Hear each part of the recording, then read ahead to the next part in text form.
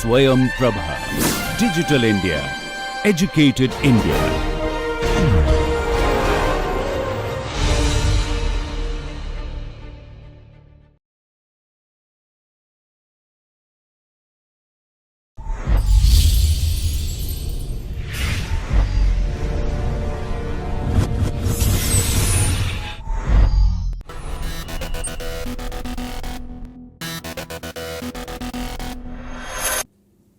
Today, we will look at one more aspect of a sentence,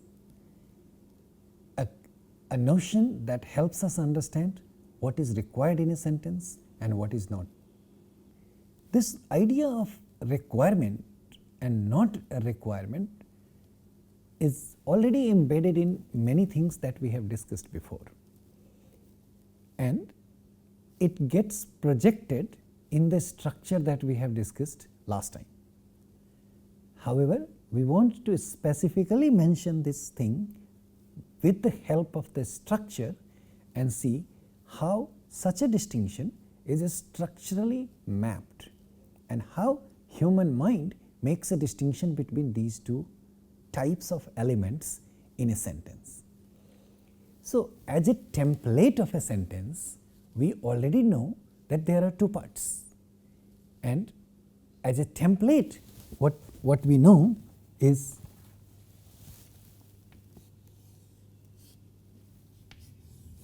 we have two parts, which is a subject and then the other is predicate, and this will be a sentence. That's the template of a sentence. And then we said both the parts are important for a sentence. We don't have a sentence without one or the other. Within the predicate, we have a VP. The predicate is also known as VP, and within the predicate we have a V, and then this V decides whether it will have an object or not. And then it may have some of the things which are not objects. So, today we are going to focus on this part, and this is the part which is known as adjunct. Alright, that is the part which is known as adjunct. So, a template wise, that is, as a structure of a sentence in our mind, we know this thing. How does this distinction get captured structurally is what we want to see. So this is pretty clear, and we would want to also understand, are there things that we can say about the differences of the two. Just to remind you how a structure of a sentence looks like, this is the template. And in this structure, we are still working with a sentence that we started with, students of physics like pizza in the evening. We want to keep this sentence as a template so that we keep focusing on the parts of the sentence. We want to keep the same sentence so that we can focus on different parts and look at the relationship between these parts and also see their arrangements. So, here is an elaborate picture of what is the subject, what comes in the subject position. We can simply leave it as an NP, or if we want to expand that NP, this is how that gets expanded. Then what we represent here that in place of the head of the whole sentence, which is I, we can put tense, agreement, and all other features like number, person, and gender, which can be bundled together with agreement. And then as the complement of the I, we have a VP. Today we are looking at the elements within the VP. and the relative distance of those elements within the VP, and what those relative distance, what is it that the relative distance of elements in the VP can help us understand. Now, we while understanding VP and while understanding why we call the entire sentence a phrase, we have looked at this part that you see on the screen right now. Let's look at this part afresh to understand the notion of complement and adjuncts afresh. When we see what is a complement? We want to say elements like objects are complements to their heads. Structurally, we know that complements of the heads are in a sister relationship. That is, they are two parts of the same node. One node branches into two parts, and one is the head position, the other is the complement position. So, in this structure, when you have VP, we have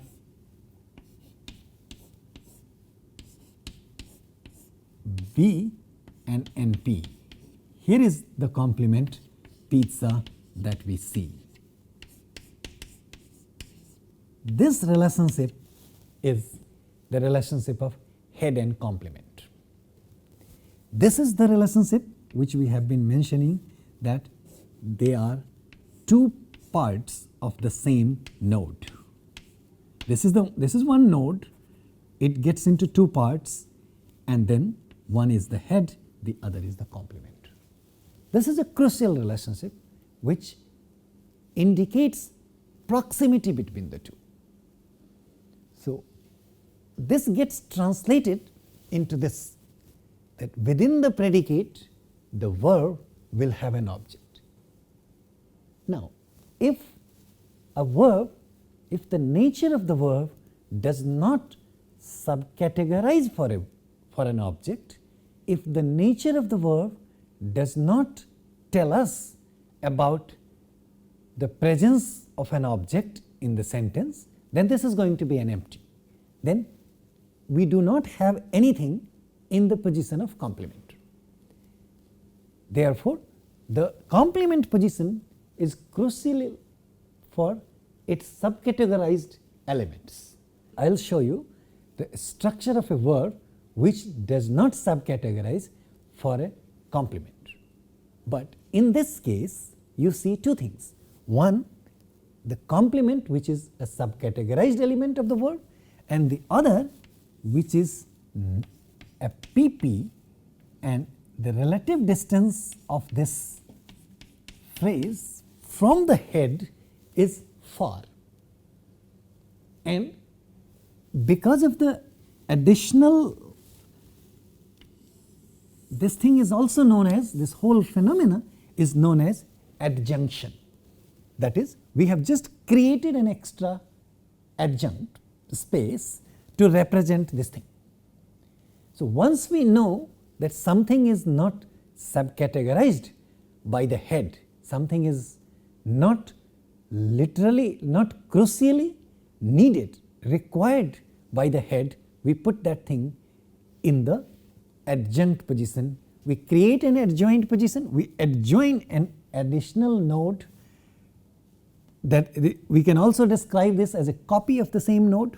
We create one and we put it here, which in a way helps us understand how far this is from the head of the whole phrase. So, this element is part of the VP, but as an adjoined thing, which helps us understand in turn that this is an adjunct. Once we know we have an adjunct, we have a space, we know how to take care of that in the phrase structure. That is the process of adjunction. All right. Now, so now we know that this is the place for a complement, which we knew, and now we know that this is a place for an adjunct. All right. Next, I want you to see, you have already seen this part, and this is the whole sentence again, same picture, which is students of physics like pizza in the evening, or we can say John likes pizza in the evening, where in the evening is the adjunct of the verb like, and pizza is the complement of the verb like. What would happen in the case of a verb which does not really need which does not really need a complement, which does not really have an object? In such cases, we would need to understand that the complement position remains empty and the adjunct elements are still adjoined to the verb. So let us see an example of a verb phrase. Like, we want to take an example of a sentence like John sleeps at 9. Now, the nature of this verb sleep is that of an intransitive verb. This tells us that such a verb does not need an object. In other words, this verb does not subcategorize for a complement. So how does this work? We still have an IP where in the specifier position of this phrase, please note that this is still following the template of a phrase. This is still following the structure of a phrase where we have a maximal layer, intermediate layer, and the terminal layer. In the specifier of this phrase, we get subjects. We get an NP, and here we have John. Then we have the agreement elements here, or tense, let's say present. We will just put as PRES. Then we have a VP. So how does this work? We get a V bar, then we get another V bar, and we have a V. Here we have sleep. Remember, this is the position for a complement. This is the position for a complement. And knowing the fact that we do not have a complement of the verb sleep, this position remains empty. There is nothing that comes in this position. So this is the sentence, John sleeps. Now we have something in the sentence which tells us some information about the verb sleeping, which is at 9 p.m. Now this part of the sentence is an adjunct. So we will represent this in an adjoint position. In the mental representation, structurally this gets represented again as a PP, where we have P and an NP as at 9 p.m. This PP does not come in the complement position. To represent that, this PP is not a complement of this verb. The distinction between a complement as a position or as an element in a sentence and adjuncts is important for us to understand. At this time, I would also want to underline that in both the examples so far, in both the sentences so far, a sentence like John likes pizza in the evening and John sleeps at 9 p.m. In both the cases, as a matter of coincidence, you see a PP as an example of an adjunct. PPs are usually adjuncts, but sometimes PPs could be complements as well. Therefore, we do not intend to say that PPs can only be adjuncts. That is not true. However, mostly PPs are adjuncts, and truly in both the cases, these two PPs are adjuncts, and they could be represented in an adjoint position which is relatively distant from the verb. And if there is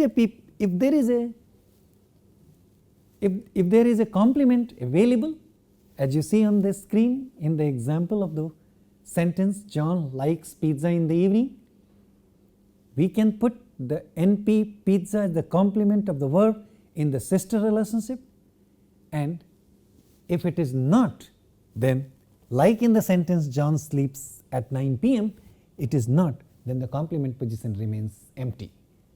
Like sometimes the specifier positions remain empty. You see here as an example of a specifier of the verb. There is no specifier of the verb here, this position is empty. There is no specifier of the PP, therefore we haven't even mentioned that position. So things that are not available in the sentence, those positions are going to remain empty. Then this is how we know the distinction between a complement and adjunct. Structure, particularly phrase structure and hierarchical representation of elements in the phrase structure helps us distinguish, helps us categorically recognize the relationship between complements and adjuncts with respect to their heads, with respect to the head of the phrase. There is a little bit more on the notion of this complement and adjunct that we can say. Complements are numbered. Most of the time you can have just one complement, and the adjuncts could be numerous in a sentence. There is no limit on the number of possible adjuncts in a given sentence. However, there is categorically a limit on the number of complements in a sentence. Now, this very notion, which follows from the nature of the verb, that take the example, a transitive verb such as like or eat will need an object, and that object is going to be the complement of the verb. In such a situation, we have one complement, one object, and we only have one position for such a complement in a sister relationship. And this is also beautifully captured in structural representation of a sentence. Since there is no limit on the number of adjuncts possible in a sentence, which also help us understand in turn why a sentence can be infinitely long, the notion of adjunction, that is creation of a space through the process of adjunction, like this, we are adjoining another intermediate category and creating a branch to represent adjuncts. This process of adjunction will give us a space within the same IP for infinite number of adjuncts possible. The infinite nature of a sentence, infinitely long sentence, can also be described with the notion of complement, with the help of our understanding of the notion of a complement and an adjunct. and also with the idea of the structural representation of various elements in this type of configuration. This helps us understand the underlying structure of a sentence, the blueprint of a sentence. Thank you.